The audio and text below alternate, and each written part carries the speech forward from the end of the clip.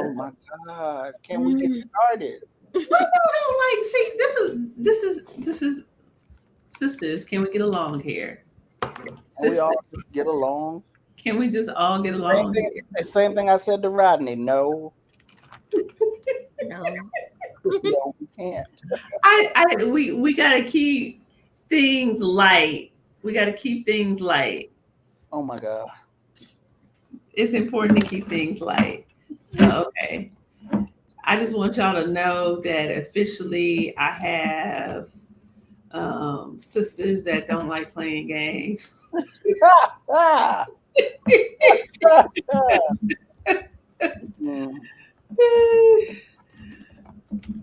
Where is the surprise in that?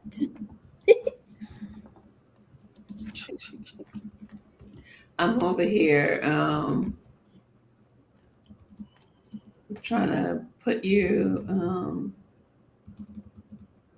Okay, I just posted to the Book of Face, and now I can pay attention. Sorry, y'all not feeling great. Estee on her way. Okay. Well, that's okay. So we're doing this. Okay, everyone. So I am Dr. Ìfétáyò Òjélàdé. Wait. No, see, I don't even have the same energy. Okay. So it's the first Friday. We had not been here for a while, I feel like. So it's good to see y'all. Let's jump in. Hey everyone, I'm Dr. Ìfétáyò Òjélàdé. I'm a licensed psychologist. I am hanging out in what I always say is the unceded land of the Muskogee, otherwise known as Atlanta, Georgia.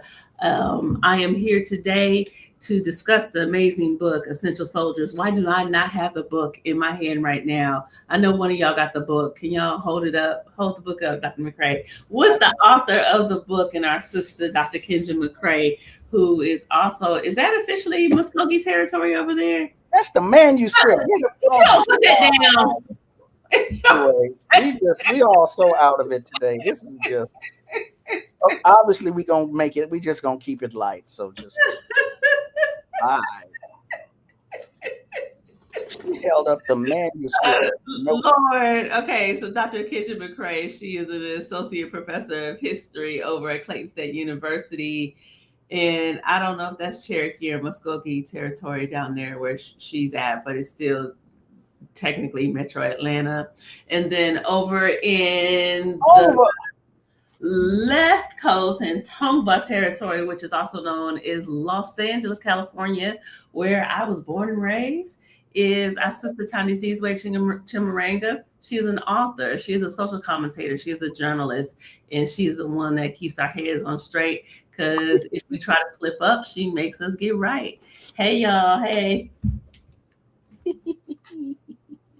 So we are talking about Essential Soldiers today. And look, I think it's because it's December and it's dreary outside. So we're like, oh, we just going to keep this really, really, really light outside. So we're here to celebrate our sister, Dr. McCray. We also call her Njamile.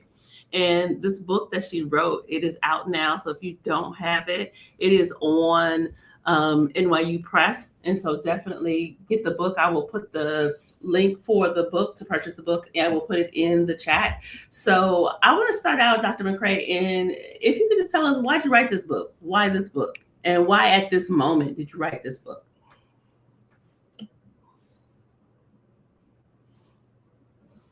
Oh, can you hear us?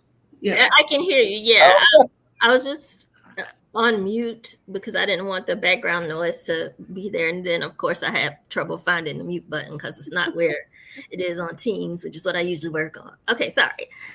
So, it came out of my dissertation. So how it started was I was in the PhD program at Georgia State University in history.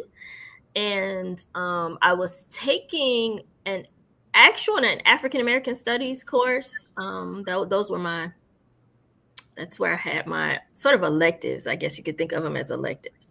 Mm-hmm. And it was with Dr. Akinyele Umoja, and it was African-American social movements. And we had to write something like a review of the literature on a topic that was related. And what I was doing was trying to figure out, well, what am I going to write this long paper that I have to finish? That's, really a draft of a book for historians on. So I went and chatted with a librarian, a resource librarian, and I said, I want to write on women, want to write on the long Black freedom struggle in the United States. And I want to, I thought I wanted to write on the civil rights in the past and the civil rights movement. But I don't think I have anything to add to that discussion. But there are a lot of exciting discussions going on around Black power.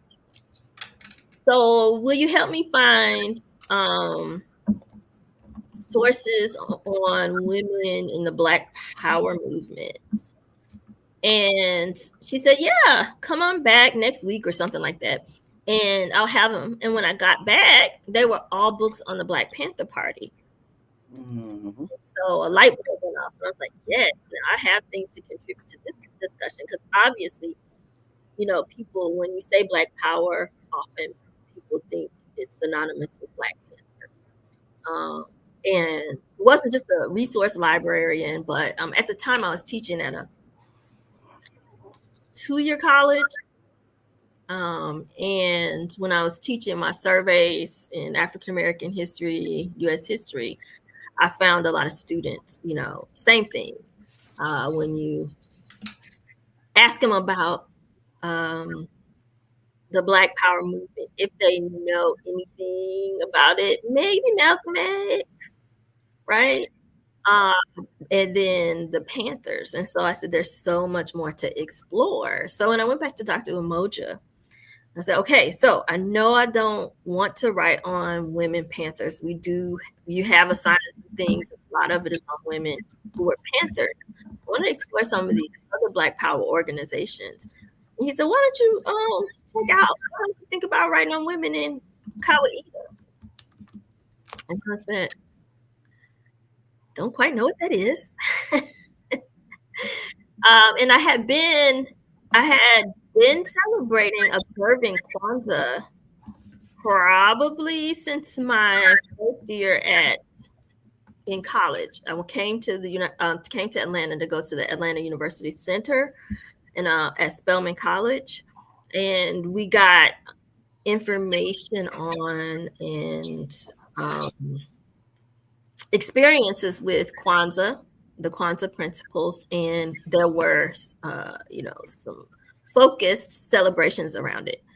And so I knew what Kwanzaa was, but I either didn't know or hadn't paid attention to the fact that Kawaida was the larger philosophy that Kwanzaa came out of, and that it was originated by the US organization and the main philosopher of that organization, leader, one of the founders, Maulana Karenga, had been credited with, developing this Kawaida philosophy. And so, I looked into the women in Kawaida organizations for that paper, and then the paper, it just took off from there. Actually, you know what? We need what's the full name of the book? Because Njamile held up the manuscript that so why I was slow to come to the mute button was I was going to put an image of it behind me. So then that way, so I was almost there. Name of the book? Essential Soldiers, Women Activists and Black Power Movement Leadership. We all tired. I know. And so, if you are interested, what I did is I put the link for NYU, so you can buy the book on NYU Press if you're interested. Thandi, I know that you have written specifically about Black women that have actually been part of this movement. As an author, as a Black woman, and then one that has written about other Black women, tell me your thoughts on the book. So the first thing I'll say is I did not finish reading the entire book. There were times when I would read the book and get mad and put it down. And I get mad. I was like, these N-words really did this, didn't they? So just, I mean, I wanted to get that off my chest. Hey, which one is you? What's your name? Estee? Is it Nena? What's your name? Estee. All of them are my name. All of them. Yeah. We are so tired today. But hey, Estee. Hey. Wait. Who is this? Hold on. Because wait a minute. Wait. Damn. Who is Toto Boy 77? I don't know. Who is this person on? Let me tell you right now. Not only am I gonna block your ass, let's be clear. It wasn't. I am not the sister for this. Not only am I gonna block your ass, I will send my ancestors after you. Don't come on this thing starting on negativity. If you're gonna do that, go over there with them white folks. They're doing all that crazy stuff. Don't come on this channel doing crazy stuff. No. That's a nice monologue, but block him and get rid of that comment. Block him so that comment will get out of here. The hell up out of here. You ain't got nothing else to do. Go someplace else, white boy, or whoever the hell you was. There you go. Ban and then comments removed. So as I was saying, I wanted to get that off my chest first. Now coming back, I'm so glad that the book is here. I think it is a wonderful addition. It is sorely needed and a wonderful addition to not only the literature but the history of documenting this part of our struggle, because there's such a lack of books in particular talking about the revolutionary nationalists, Pan-African nationalists, etc., organizations and aspect of our struggle. So I'm thankful for that. And as you know, as a reviewer of the literature, books by Black women who come out of that tradition are also few and far in between. So I'm happy it's here. It's a wonderful addition. I know the author, all these good things, right? But it's like I have to learn to stop taking things. Che Guevara says that we should take things personal, and I have to stop taking things personal. Whenever we, it's something about feeling injustices very personally, and whenever I hear about these injustices, I take them personally, and I got to stop that because it's not good for my health. So, just like with Kwanzaa, well, maybe not like with Kwanzaa. Kwanzaa, as we know, as the years have gone through and we've gotten more information, we've been able to talk to more and more people who were involved. We know that Kwanzaa was a group effort that is attributed to one person. So people feel a way about Kwanzaa that they can celebrate it without necessarily celebrating Chimurenga. Unfortunately, I don't think it's the same thing with Kawaida. It might be because you have other organizations that took up the philosophy, but because it is directly credited as coming from particularly one person, Maulana Chimurenga, I don't necessarily see it as a group creation. What's my point? My point is, first of all, it's like I have issues with Kawaida. I have issues when I hear Kawaida. I have issues when I hear Maulana Chimurenga. I especially have issues when I hear the phrase Kawaida womanism. I'm like, this should be nowhere near Black women. This should be kept away from Black women, because this man has neither admitted nor atoned for his egregious actions, his violent actions against Black women. And reading your book, recounting the sexism and the patriarchy in these Black nationalist Pan-African organizations that adhere to Kawaida, this is how you lead to such egregious, violent, hateful actions against Black women because of the cult of personality, because of narcissism, because of ego. And yeah, that's what I mean. Like, I was reading one section, I said, okay, I put it down and went and started watching YouTube videos. I said, I come back because I'm getting too upset. And then I come back and I start reading again. And so, yeah. So I want to stress that I appreciate the book. The book is needed because you painstakingly document all of the ways that Black women have been involved in these organizations and consequently our movements for liberation, even though we may not have had the title of leadership. The people in the community saw the sisters as leaders because they were putting in work, even if, quote unquote, some of the men in the organization didn't, as reflected by the titles or lack of titles that women had. And again, I really want to stress the fact that it's such a needed addition. You know, when you talk about, especially being there in Atlanta, Georgia, when you talk about sisters like Chaiko Kwayana, formerly known, I believe it was Ann, is it Cook? What's her last name?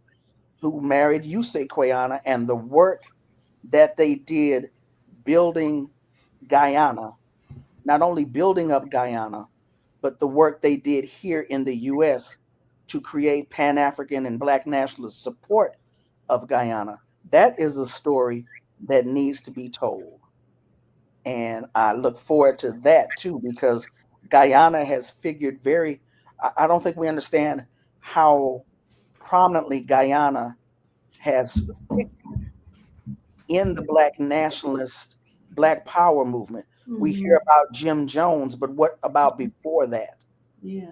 And what about around that? Yeah. Yeah, and the groundwork that Mama Chaiko Kwayana played in that. So it's just, you know, unlike this other piece of excrement who claimed that what did he say? The book wasn't worth it. He obviously ain't read the book. If you're watching this, you need to read the book. You need to read the book to fill out your knowledge base, to fill in the gaps of what you're missing. Thank you. Yeah, and Chaiko Kwayana was formerly Ann F. Cook. Right. Yeah. And she actually wrote an essay. I can't remember what it's on. You gotta forgive me, Mama Chaiko. But under the name Ann Cook, she's also in Tony Cade Bambara's book, The Black Woman, which is from 68 or 69. Wow. Yeah. And I saw she was true to this. Diana. Sorry. I said she wasn't new to this. She was true to this. Yeah, she was, and I found her very interesting because her roots were in rural Georgia. Rural Georgia, yeah. Yeah. But there I saw a cover for Russell Rickford's book. He's focusing on Guyana. Okay. Yeah, I saw it, and it's coming soon. Oh wow. Okay. And he would be a good person to do that also. Yeah. Shout out to Ross Kofi, the farmer. Yeah. That's his mama, Mama Chaiko. Yeah. And Baba Eusi. Yep. Yeah, so we look forward to reading Rickford's work on Guyana to see if he says anything more about N.F. Cook. If not, we need to pin down Ross Kofi so we can get started on that biography. Mm-hmm. Yeah, I just was in Belize weeks ago, and I was with the conference that I was on there at. The brother that organized the conference is from Guyana, and then there was another Ifa priest that was from Guyana, and so then I'm kind of getting that history. It's just always interesting because Guyanese people, I'm like, y'all be underestimating the Guyanese people. You really do. go. So yeah, I remember reading that part in the book, and I think I texted you, Dr. McCray. I was like, "Wait a minute, didn't I ask you?" I was like, "You didn't tell me such and such and such." I remember just being like really excited about that part being included. Estee, from you, so kind of the question that I asked Thandi at the beginning before I went off on that food is, why do we need to read this book? I mean, other than the obvious, I think that for those of us who are younger, I think it is a really, really great history. It is a really, really great archive of what for me feels like the kitchen table conversations. This is what I love about womanism. I was raised in a Black church. So, like there's always a story about what happened, like in the street or in the sanctuary. But to know what really happened, you had to be at the kitchen table. You had to be in the kitchen, right, where they was making the food at. That was where you really got the real tea about what was going on. Right. Piping hot tea. Yeah, for real. And you knew what was going on, you knew what was coming, you knew where you needed to be, right? You knew where the protest was gonna be at, you knew what kind of clothes you need to have on, you knew what you need to have together, you know who, how, when, and I think that's what I really took away more than many, many other things that I took away from Essential Soldiers. Is that it's an opportunity for us to be able to get another level of insight into what was really happening in these movement cultures, in these movement centers, and understanding the central ways that Black women were orchestrating these movements, these cultural movements, how they were reordering things.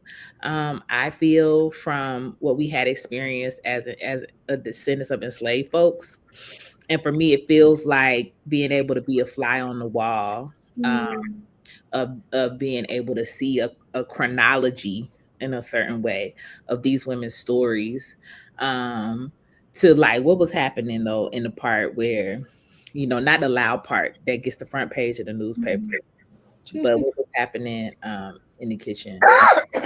And I think that positioned in a very clear academic foundation and a very clear practical application that is timeless, really, makes this an essential book.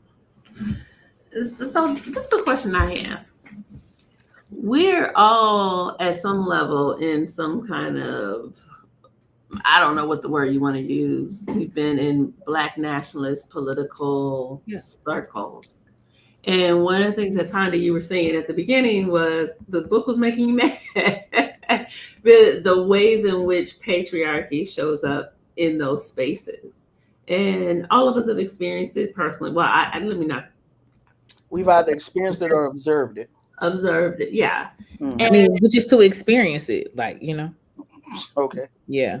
I mean, we've experienced it by proximity, like even if it's not enough. Yeah, like we have to, because they're not making us the leader. They're not going to take us, like so. So then I'm wondering, when we think about ourselves, why have we stayed in movements where we see the patriarchy? And then thinking about, how do you compare yourself to the women, the sisters that we read in the book that were dealing with patriarchy and its number of levels? Like everything that I read in there, I was like, oh yeah, I've seen that, I've experienced that. And so why do we stay? Because it's bigger than us. One of the things Njamile talked about, this idea of service, of putting in work, despite N-words, being surrounded by N-words. It's like I said, it's bigger than us, and knowing that you can either subtly or directly confront what's happening and make a change. And unfortunately, far too many sisters have left movements, have left organizations because of such madness. I don't have a scientific count. Did more stay than more left? I just know too many have left. And they should not have had to leave because of that. I'm trying to watch my language. Because of that madness. I'm going to keep it nice. Because of that type of madness. Did you hear the question, Dr. McCray? I was telling her to think about, our choices to be in these movements when we still experience patriarchy in its different forms, and then kind of comparing what we read about the Black women that you wrote about and them experiencing it. Estee, you always the one that's, down for the cause and, with that womanist perspective. Why do you keep around these circles? Because there's a two-part thing, actually. I want to ask you specifically, Estee. Okay. One is the sexism, but the second is the homophobia, which is off the charts, which I don't remember that even being messed with in the book or touched in the book. So Dr. McCray, you had to come to me and remind me if you touched on that at all. What is that? So I think two things. I think that staying has to be a personal health decision. So I think that not just if you stay, but then how you stay has to be a personal health decision. And I celebrate and honor Black women in whatever ways they need to be healthy. And I still consider myself to be in community with women wherever they are. Because that's just how I feel about Black femininity. So I think that there are communities where too many have left, and sometimes I've been like, nah, all of them should have left. We shouldn't be here. You know what I'm saying? And I'm still going to their house. When the revolution comes, I'm actually going there first. But I'll drive you, sis. Listen, but to answer the question personally, for me, is that I think that if everybody who has capacity and can, in a healthy way, navigate the abuses of heterosexism and sexism and patriarchy, as you have capacity, I think then we have to extend that work, that medicine, to the folks that we're with. And if everybody who gets healing and has the medicine leaves, nobody gets more well. Right. And I have, for me, and because I am younger, because I have been protected, because I have in some spaces not been protected and been the one that had to cuss everybody out and been the one exiled, right? Because I've been on all sides of it. I think for me, it gives me a different resilience, a different wherewithal to understand why I choose the spaces that I choose, and to get really clear with myself and my own spirit about what my role is in those spaces, and so I can engage when I'm clear. My own instructions are for how I govern my life in a way that I maintain my health, and I maintain my safety. And I think the heterosexism is really its own conversation. But I think that is just that is, to me, heterosexism is like anti-Blackness when you're Black. Like, it is the most insidious parasite that we have chosen to continue to consume from white supremacy that I know that we have in Black culture. And for me, I have to accept on some degree that I will never get that monkey off our back. That's not my job. That ain't what I came to the planet for. So then for me, it goes back to, what am I going to do about these people, about this location, about this work, about this agreement, about the mission of this space, about what we're doing here?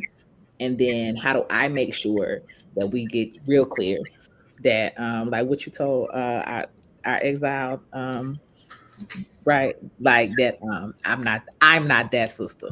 You or my wife.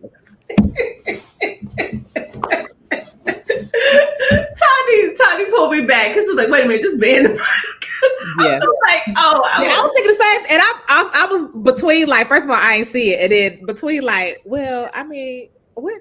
Okay, yeah, no, just kick him to the curb. Don't get waste no lecture on this fool. Right. Huh? We don't even know your name. You ain't even coming here and tell your whole name. You ain't got enough guts to do, like, go on here then. Because that's what they want, engagement. No. Exactly. Energy. Get your ass out. Get your ass out of here. I'm sorry. Okay, back to our author and her work.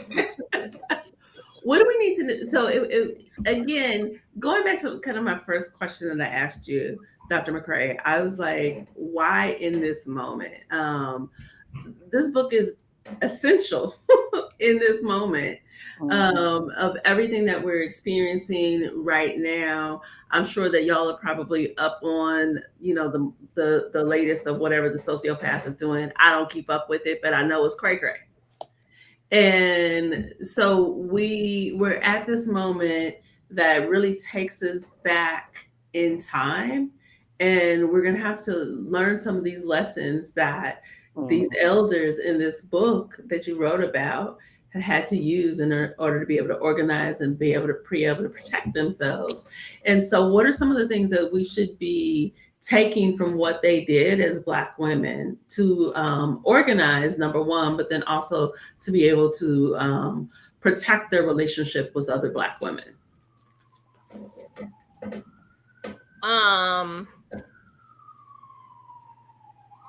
There's a lot, right? I was so overwhelmed. I would say the practical leadership lessons would be to engage. I think that's the first thing. And I think because it was in the time well before the internet and social media, engaging in person when possible is important. But engage regularly and with intention and methodically. So, whether it is your sisterhood meetings within the larger organization or your separate group like the Black Women's Group that was a spinoff from a Hidiana, right? But having spaces where you methodically read about, discuss, and implement issues and and implement the program that specifically deals with what initially the women were calling at least tripartite oppression, right? The intersectionality, as Kimberly would say, the intersectional issues. So not just race, but race in concert with gender, in concert with sexuality, in concert with class, etc. So that's one thing. So be methodical, and be studied, like study, read. So that's why I say, okay, what these women demonstrated is not just your standard model of leadership in many ways, right? Of leadership that came out of the Black Power movement, because when I read the literature and I read about leadership models that we inherited from the Black Power movement, what historians, academics were writing about was that authoritarian, as you all were saying, that authoritarian top-down model that can be lead through fear or coercion, right? Charismatic model of leadership, but that they demonstrated a kind of service leadership or servant leadership. People will call it in business, servant leadership. But that study, that methodical study, is one thing that set this kind of servant leadership apart. And much of that study was rooted in African-centered practices, values, ideologies. And so what they brought to their service leadership was very much rooted in African-centered ideals. So you can't do it without studying, but you can't get stuck on the studying. That's where the Kazi part comes in. And I wrote about it, and I often speak about it as if it was a shadow eighth principle of, the 7 principles, right? Kazi, shadow eighth principle. And people ask, okay, so what does this mean? And I was thinking, well, when I was interviewing people and they talked a lot about Kazi being the blackest principle of all the 7 all the principles, right? Because Kawaida is this larger concept than just the 7 principles, just the Kwanzaa principles. Why you need Kazi, which meant work in Kiswahili, means work in Kiswahili, when you have Ujamaa, collective work and responsibility. And I said, I almost perceive it as if it's the shadow eighth principle that's focused on the balance between personal and collective responsibility. Individual, yeah. Yeah, right. So we don't want to, Ujamaa and Umoja focus us on how important it is to be unified, but when they said Kazi, Black people are always doing Kazi like you mean it. They're emphasizing, yeah, but don't hide behind that. And now I'm starting to see, and don't invoke it when it's good for you, right? When you're looking at charismatic leadership models, where's the Ujamaa in that? Ujamaa or Ujima? Ujamaa. The cooperative economic. I'm sorry, Ujima. No, Ujima. I'm thinking, yes, thank you, Thandisizwe. Ujima. And when I look at a charismatic leadership model, with the one, top-down authoritarian leadership, I'm thinking, well, where's the Ujima in that? I'm sorry. Got it. Where is the Ujima in that? There's narcissism. Talking you too much. Well, yeah, there's not narcissism, but I'm thinking, well, okay, but let's really look at it for what it is. What other models do we have? That's the most common leadership model that I feel like we're taught about, at least from a Western perspective. When we come up in these here United States or in the Western quote unquote world, how we see leadership is very much rooted in the authoritarian top-down command and control model. But that's not the only one. I mean, there's definitely other models. I mean, there's a lot of literature. I was about to say that. You're going to say the literature. I'm talking about the common person. Just you. Coming out the yes, before you got your higher degrees and all that kind of stuff. When somebody says leader, are you thinking of? Do you think the masses think of a group of women? Not necessarily a group of women, but I mean, I've definitely been in spaces before I did anything that had to do with psychology, of where the conversation was more about like kind of collective work or collective identity. From a Western perspective. Yeah. But that might, I don't know. I was going to blame it on being from California, but then I don't know. Thandi, I mean, you there now. I don't know. And it might have just been the spaces that I was exposed to. But yeah, I mean, there was lots of I saw definitely authoritative personalities. Authoritative. I didn't mean authoritative. Authoritarian personality, and charismatic leaders, but I didn't see that as the primary model. Oh yeah, no, because I, like even when I remember going to,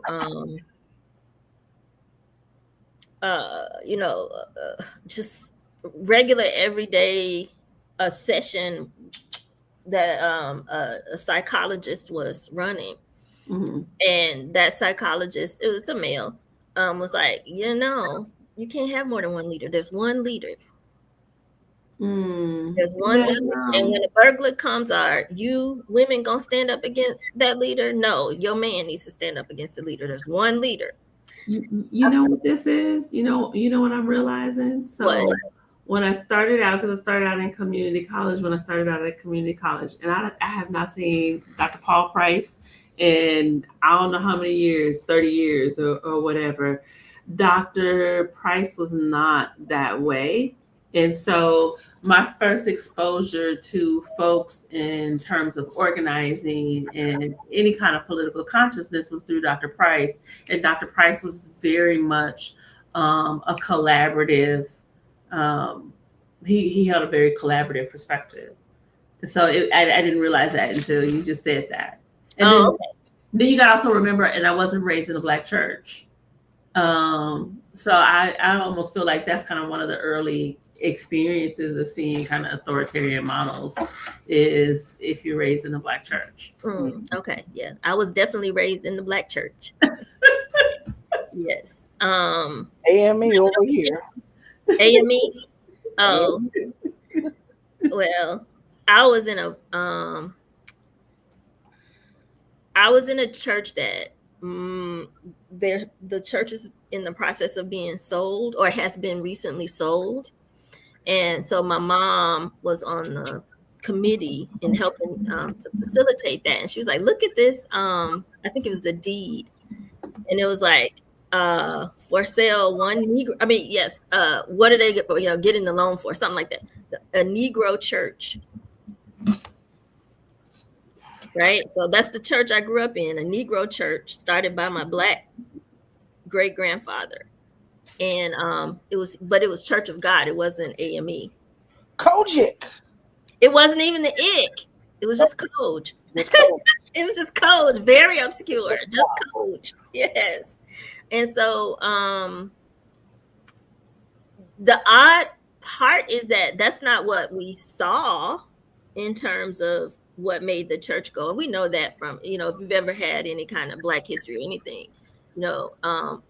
it took everybody to make the church happen.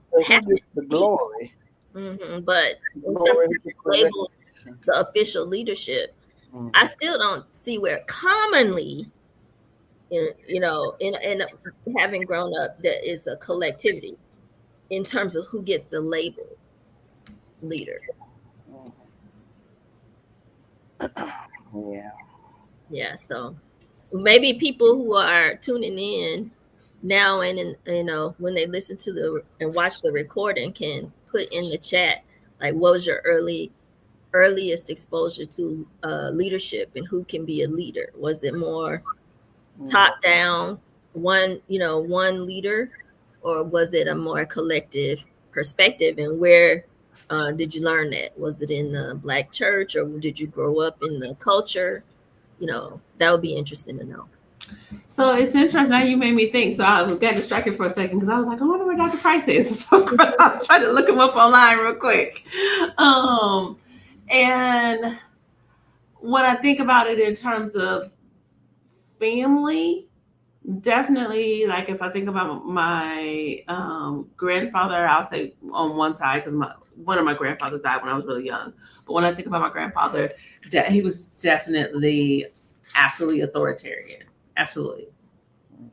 And I would not have thought that as a child. I understand that now as an adult. I think that's an interesting thing for folks to think about, like overall of that, and particularly with this resurgence. I'm wondering for both of you, what do you all think about? One of the things in the book that you pointed out was this whole idea of some of the ways that the way I'm interpreting it is like authoritarian male leadership or domination over Black women is tried to put a dashiki on it and make it African centered and talk about that as like African ways. And so there are lots of things in terms of kind of polygamous relationships or women being kind of expected to follow men and support men and elevate men without having their own voice. Like that was the expectation. If you're like a good sister in the struggle, that you're going to support your man. And I noticed that there's a lot of that kind of resurgence of that kind of talk of like, I hear people say stuff like,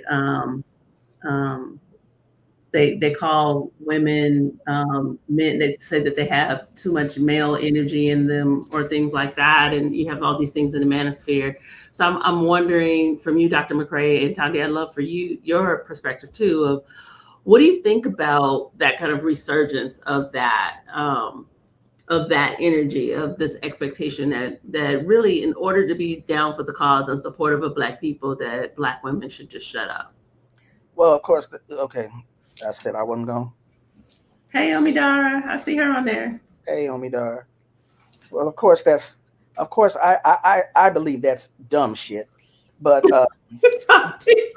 that's stupid ass shit. Anyway, tell us what you really think, Thandi. Stupid ass shit, niggas. Anyway, the N-word. You made me go there. You brought it out of me.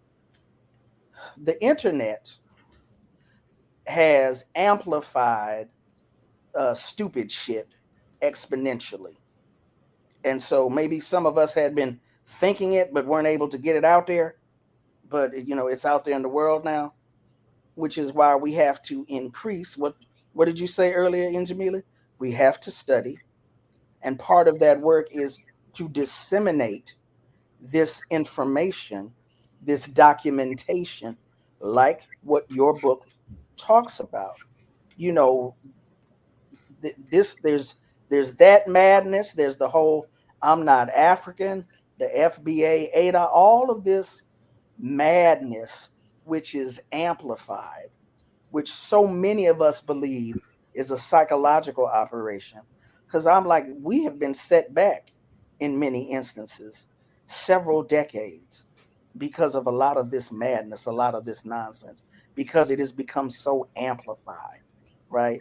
So us continuing to be committed and consistent is one of the ways that we continue to chip away at this, and utilizing tools such as social media, such as broadcasting like we're doing now, sharing, something people can share links and watch it later and dialogue with us.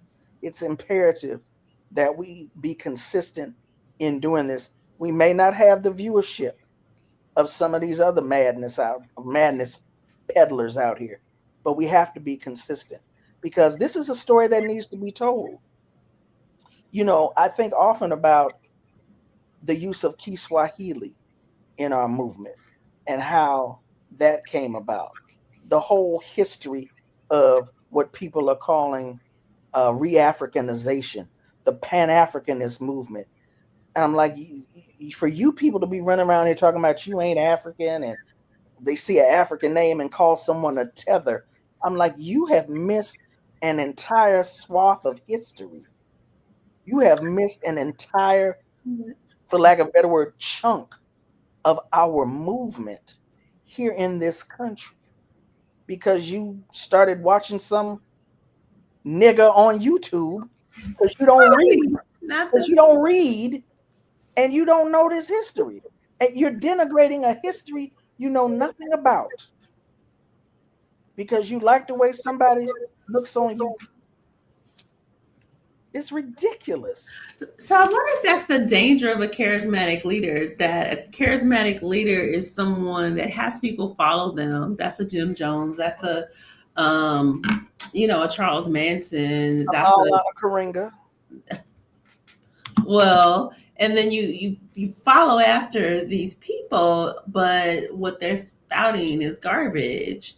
And so, Dr. McCray, how do we balance that today when we want to be collaborative? Definitely, we want to be collaborative with our brothers and, be in relationship with them.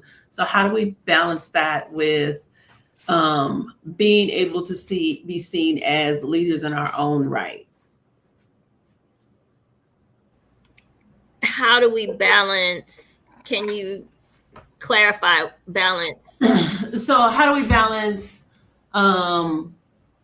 dealing with like patriarchy or that kind of oppressive, authoritarian perspective with being trying to be collaborative and still be in relationship with you? I don't know if that makes sense. You like looking at me like, no, that doesn't make sense. Oh no, I'm thinking because I haven't had that question come up before. I don't think. While she's thinking, let me just say we have to confront it every time we see it. You got to confront it. It has to be confronted. Yeah, I mean that's one thing, but I don't think it gets at the heart of what you're saying about. I think we're at an inflection point, a crossroads, right?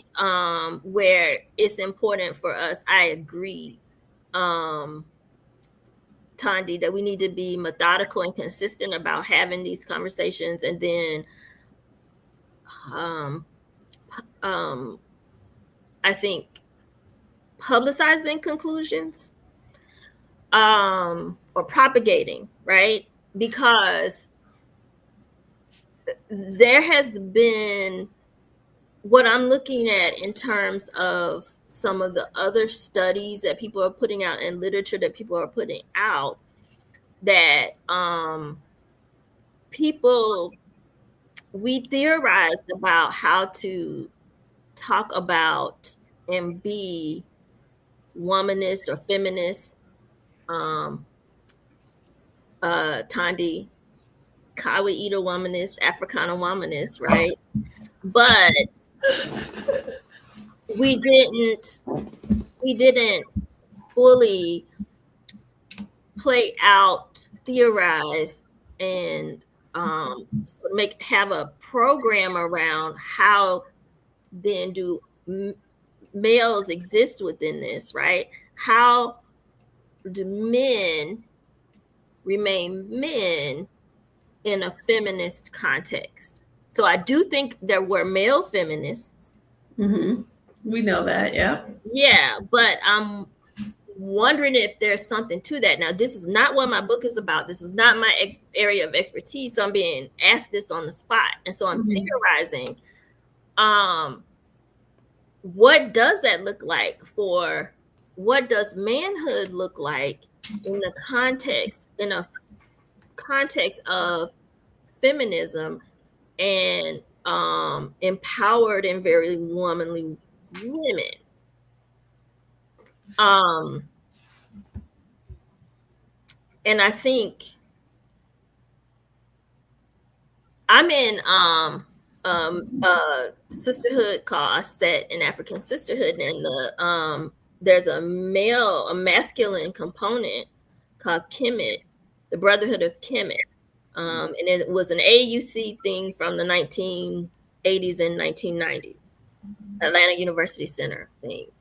And even though, like I said at the beginning of the book, we were in conversation with a group of elders about what it meant to be African women, how we generally, as people of the diaspora, there were some South African sisters in it too in the early days, but what it meant to be an African woman, what did African womanhood mean? And the brothers dealt with African manhood, right, in Kemet. I can't say that I recall there was much defining these in concert between our two groups. So the males did dialogue with women, but in terms of constructing womanhood, we still took the approach that the men socialized males and the women socialized females. So when we say rites of passage, we women would work with young girls and the men work with boys. But I'm wondering if there's something to the idea that, okay, but we can't always be in these separate, what in history we call separate spheres. Right. What does it look like for men to be men in the context of in a womanist or a feminist context where a woman is strong and she's not curtailed, not her wings aren't clipped, she doesn't have to make herself smaller, and her being smaller, making adjustments for her to be in spaces that were once perceived as only masculine spaces. What does it look like to not then clip the male's wings? Mm-hmm. So be whole in this context. I don't know that there's enough of that. So that's really interesting. I want to put in Omidara's comment. She put on here, she said, we must demand and demonstrate collaborative leadership structures every time we have a chance. So there's two comments I want y'all to comment on. So, of course, when I read it, I was like, yeah. And then what I see, and I'm going to get in trouble, Tanya, I feel like from you saying this, is when I read that we must demand, and I said, okay. So then sometimes I see that, and I remember talking to one of my staff members sometime where the energy was always like that Shango, that fire, I'm demanding, this is it. And I remember just saying, like, sometimes you can use a different energy. Like, sometimes we don't have to use that energy. I think both approaches have been used. I think in Jamile's book talks about and shows how there are a myriad of ways to create change. Even those other books like Reimagining Black Power by Ashley Farmer, and all of these other books looking at Black women in the Black Power movement, the various ways that we challenge, quote unquote, either through policy or through literally getting in Negroes' faces. Right? There's a different there's a go back to the same word. There's a myriad of ways and approaches that we can utilize, and I think that demand should not be off the table. Demand should not be off the table. Now, I want to address this comment about from, was it Door? Wait, before you go to that one, Tandy, I was going to put that one up too. He or she has two comments, so I want to address them both. But go ahead. And bye, Omidara. Thank you for coming. And Jamila, I wanted to see if you had comments on Omidara's comment, but then also I want to let you know, Tandy, Omidara said that you got to have 10 push-ups every time you say that word. But anyway.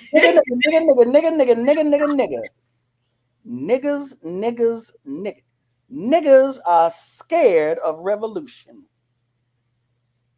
Niggas with a Z or a S. I don't care. No hard R, A-S. Niggas. That's about 1,000 push-ups right there. Okay. Jamila, I just want to see if I need to do some push-ups. I'm not going to, though. Anyway. Lord, you have comments on that or thoughts? Before I move to the next comment. On Midara's comment? Yeah.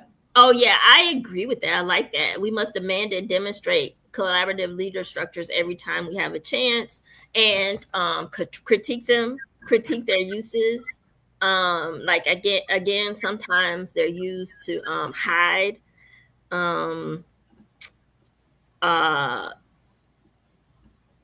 more some nefarious, right? Some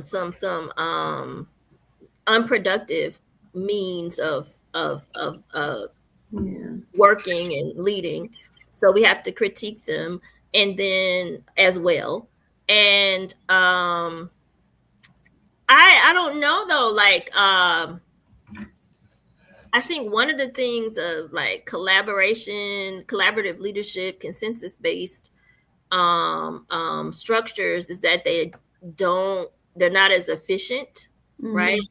As the strong arm, the strong hand. Now, mind you, the collaboration may be a better, more sustainable way of leading and working, but sometimes we can't get past the iron fist came down and then what, right? So yes, demand, yes, demonstrate, yes, also plan for resiliency, backlash, the clapback is coming. So then how do we deal with that? How do we work through having a slower, maybe less efficient way of leading through collaboration? All of that needs to be dealt with. Let me make it. Oh, Thank you for. Uh-oh. Oh Lord. We're back. She'll be back. I know that I'm gonna put this comment up there, Connie, because that's the comment that you wanted to. Well, no, I wanted to let's hit them both. The one before that about propaganda. Hold on a second. Chase Hughes.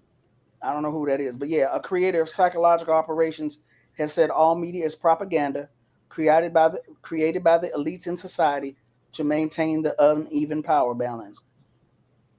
Chitlins are the intestines of a pig, and our people partook of them when they needed to in order to survive, in order to add to their diet.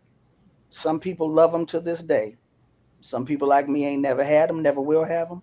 Some people grew up on them and no longer use them. The point being, chitlins was something that was thrown to us and we utilized it and made it what we needed to make it. Media is propaganda created by the elites. Does that mean that we do not partake of it? Does that mean that we do not attempt to use it for our communities, for our liberation? No. I remember Kwame Ture once said, how come there's no African car? Everything that makes the car come out of Africa. How come there's no African car manufacturers? Does that mean that we no longer utilize vehicles because they come from Europe or Asia? No.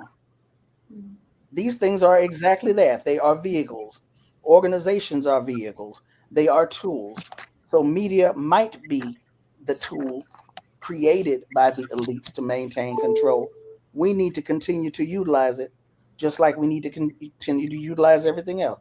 It needs to stay in the toolbox. It needs to stay on the table. Now, as for the second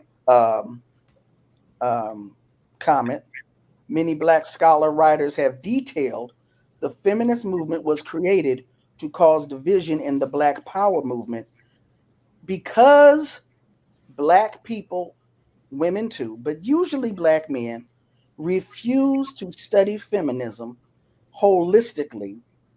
We have this view of feminism that's very, very one-sided, very, very one-dimensional. What do I mean by that? We have this thought in our mind that Black women choose feminism because we stupid and don't know no better. Not because we're gay. Don't forget about that. We're gay, yeah. We're just following after white women. Never once does it enter the consciousness that maybe our lived experiences with Black men make us choose feminism. Well, hold on. So there's that aspect. And then you've got decolonial feminism, third world feminism. You know, you don't just have the quote unquote mainstream bourgeois feminism of white women and the mainstream Black feminism that seeks an alliance with white women. You got all kinds of feminisms that are womanism. The world. Huh? I said you have womanism, but go ahead. And you have womanism. So it was created to destroy the Black Power movement. I don't know if it was created to destroy the Black Power movement. Was it a tool that could destroy the Black Power movement? Sure, probably, just like drugs was created. Now, I'm not going to advocate that we utilize drugs as a tool for liberation. I'm saying that you can say damn near anything was created. Well, the gay rights movement, trans stuff was created to destroy. Come on, man, just knock it off. It's 2025. Stop it. Just I would also challenge that timeline of the development of the feminist movement, because come on, historian, come on, because I was going to ask you for this. It suggests that the feminist movement did not come about until the 1965 or post 1965, when the feminist movement has many iterations that predated that. And so we look at it so you saying Sojourner Truth, that she was a plant to destabilize the Black Power movement that will come 100 years later. No, women, I love intersectionality as theory, because I'm just like, no. If you read the book, then you'll see that there were women in these organizations who got in and initially believed things like that, and then were like, no, we as women need to get together and speak up on special issues that impact us in specific ways that we are being oppressed around our race and gender, which later, Moya Bailey would call misogynoir much later. That's something very specific. And if you read about Black women, Black feminists of the era, and then many of these women who I interviewed and read, what they had written for this book, will say, I am both not a feminist and both very clear that whatever, we called it, and we didn't want to call it feminism because we went with that, right? Mm-hmm. We had to address specific issues around women and women's oppression. Women's oppression. Thank you. Specific stuff where it's like, hey, if you do that to them, I didn't start out trying to do that to them, but if I do that to those Black women, a lot of people will not care. Mm-hmm. A lot more who will take notice when it's done to a white woman or a brother. Yeah. And so we cannot ignore that. And then there's some of the women who are like, I came to my feminism through this. I started out and joined certain organizations, thinking that feminism was a tool to deconstruct the Black Power movement. And and so I started reading up, and I got with the sisters, and I thought I was a womanist, but then I ended up a dyed-in-the-wool feminist, because there were certain people that fought me on every turn when I said, no, this is not working for me. This is not working for us. You're not just going to abuse us and be like, oh, I just thought, people were clear. Even when they said, I had one woman in the series of interviews that I did with her to say, quote unquote, and I was never down with the feminist thing. To this day, I don't call myself a feminist, and I see it as a white woman's thing.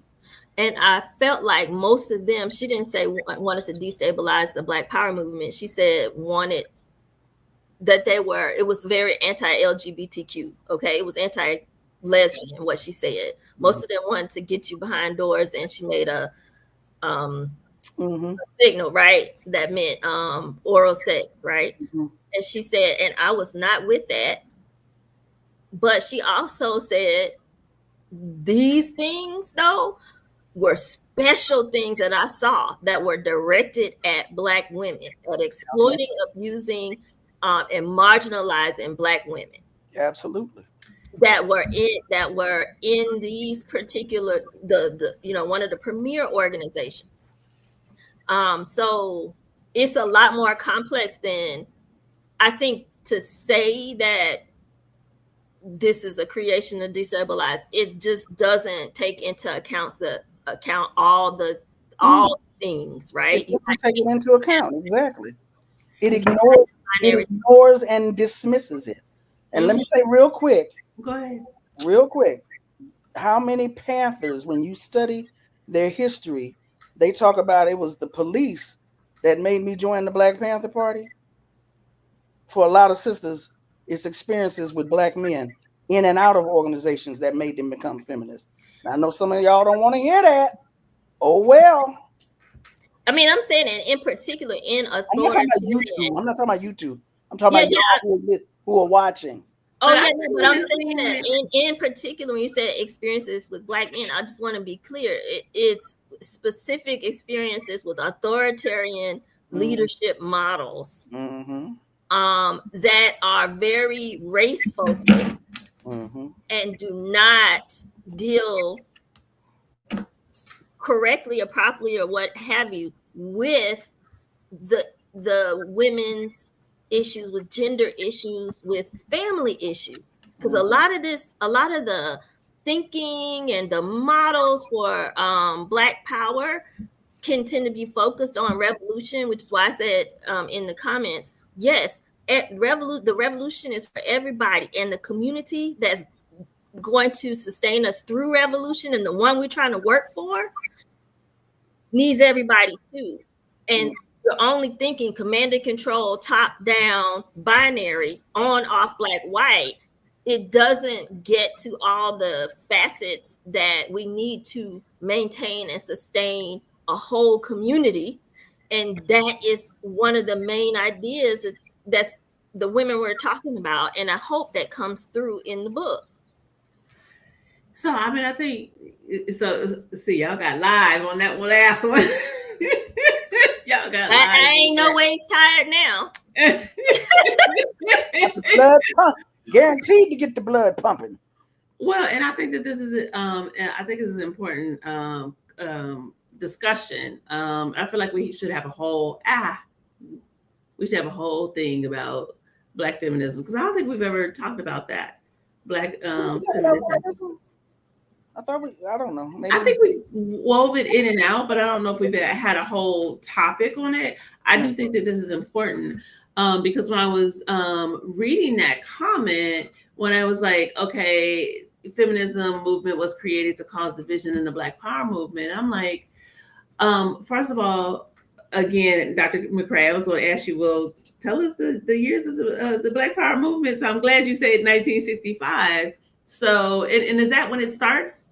Kind of officially? I mean, I know that there was no but when it starts. The Black Power movement, what are the years of the Black Power movement? That's generally considered the starting is 1965, 1960. Like the death of Malcolm. Or the Watts uprising. Going into 66 with Black Power as the chant during the Civil Rights March and coming forward. But then March Against Fear. To your point, Dr. McCray, if you read intensely, when you look at Ida B. Wells, who died in 1931, when you look at Madison J. Walker, who died in 1919, 1917, something like that, 1919, when you look at their stories, you're clear that they were feminists.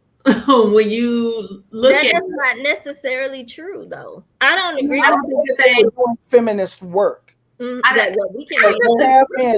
disagree. And I'm saying that only because before I embraced the word feminist, I was like, there's a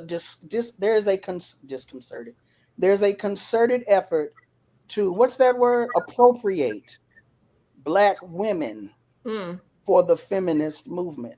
To say that, for example, to say that Sojourner Truth was a feminist and the word feminism hadn't even been created yet. So I can understand both sides of the argument. They're doing, the women's club movement. They're doing quote unquote that's feminist women's work. No, but see, they're doing women's work and race work at the same time.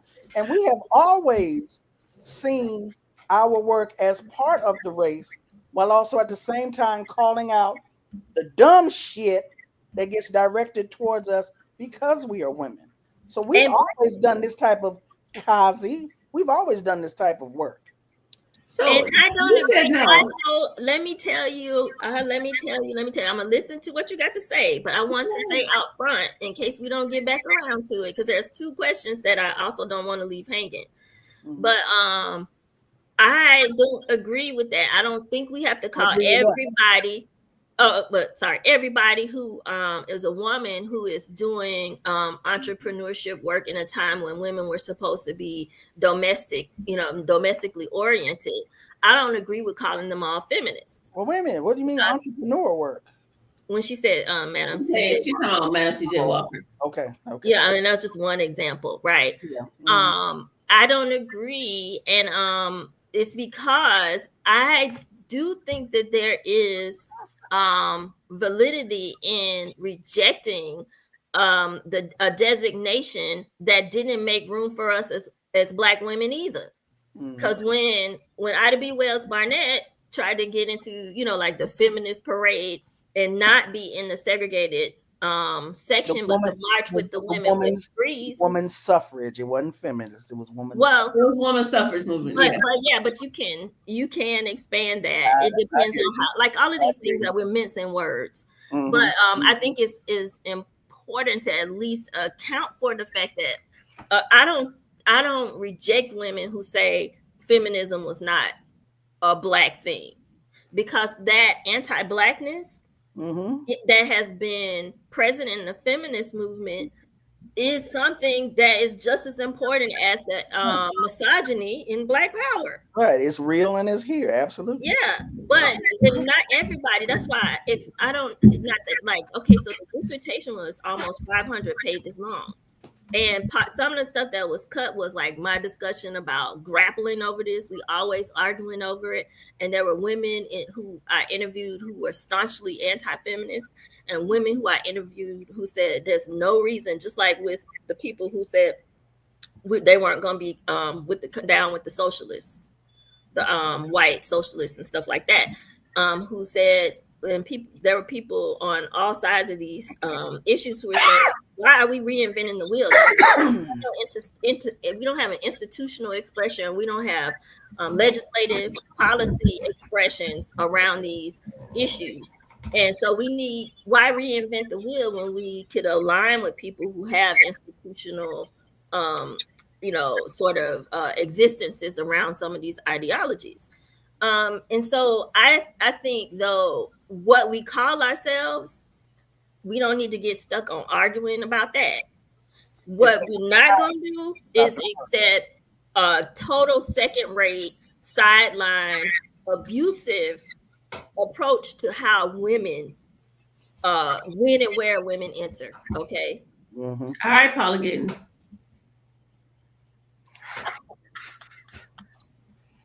Well, yeah, Anna Julia Cooper. Okay. All right. Okay, fair enough. We'll go Anna Julia Cooper. The only thing I was trying to say, the only thing, I mean, for myself, if I had to label myself, I label myself as a womanist. When I'm reading this work, I'm very clear. I very clearly started out staunchly like, I'm not a feminist. I don't identify with that movement. Early on, had some experiences with interacting, and I realized, you definitely have to look at everything from an intersectional perspective. When I was just making the comment of like, you can clearly see that their work, like this is feminist work, I was only purely talking about very baseline. They got that they are doing this work as Black women, that they are having particular experiences as Black women. That's it. Ban this comment. No discussion. Ban them and get rid of them.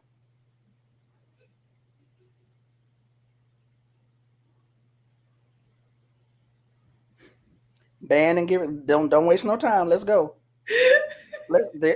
Sis, can you hurry up, please? Anyway, I know we got a couple of other comments.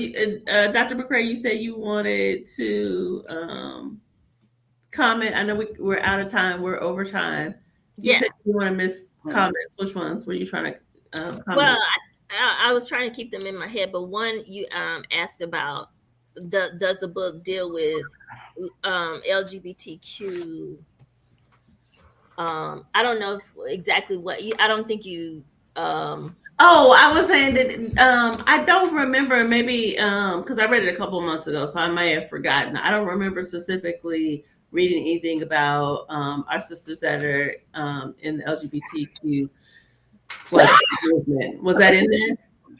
So yes, when it, and I put it in there when it came up. Got it. Okay. So there were, here's one particular situation on page 146. And why do you know the page that it came up on? Okay. No, because you said I don't think you deal with that. And I was like, no, I'm not going down like that. There are a lot of issues that I really wrestled with. Okay, how do we deal with this, right? And we can have another conversation on that. But one into that conversation was through the Barakas and how they dealt with her daughter, the daughter. Yeah. And my bad. Yeah, we did.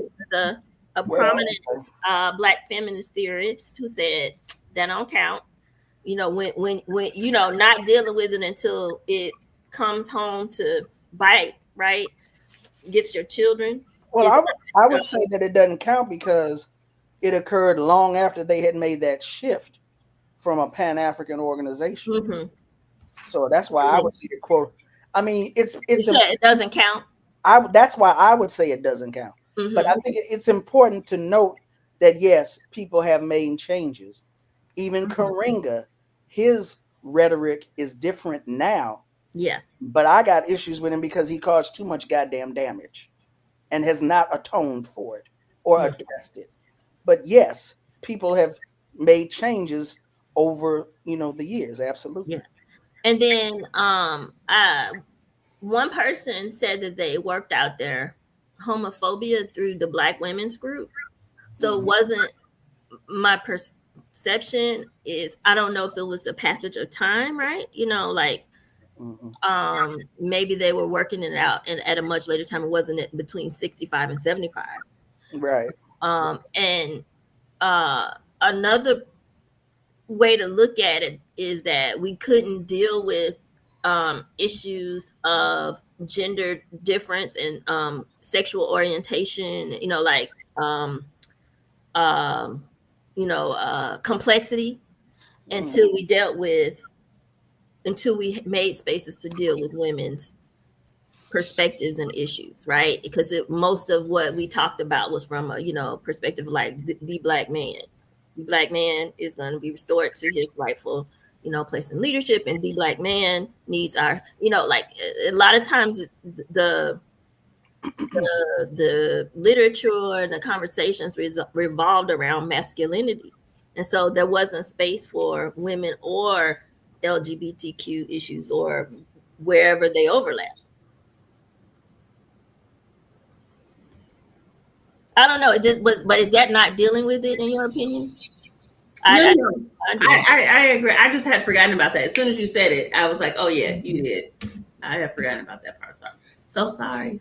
I'm glad that you did. And you said it was. Oh, go ahead. I'm sorry, Tommy. Hour 22 minutes. I'm gonna have to get up over here. Yeah, that's what I was just about to say. Okay. So, what's next for you? What are you working on now, Dr. McCray? And then Tommy, I want to know what you're working on as we get ready to get out of here.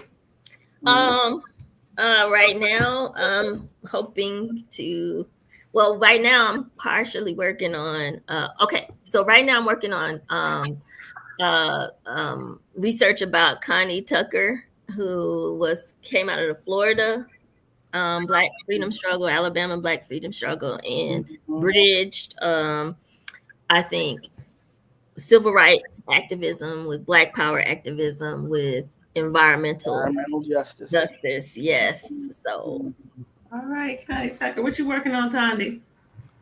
There's what I should be working on. How about that? Well, what is that? I should be working on an oral history of local organizing around Oscar Grant. I started oral history interviews. They need to be edited, and I need to do a couple other things.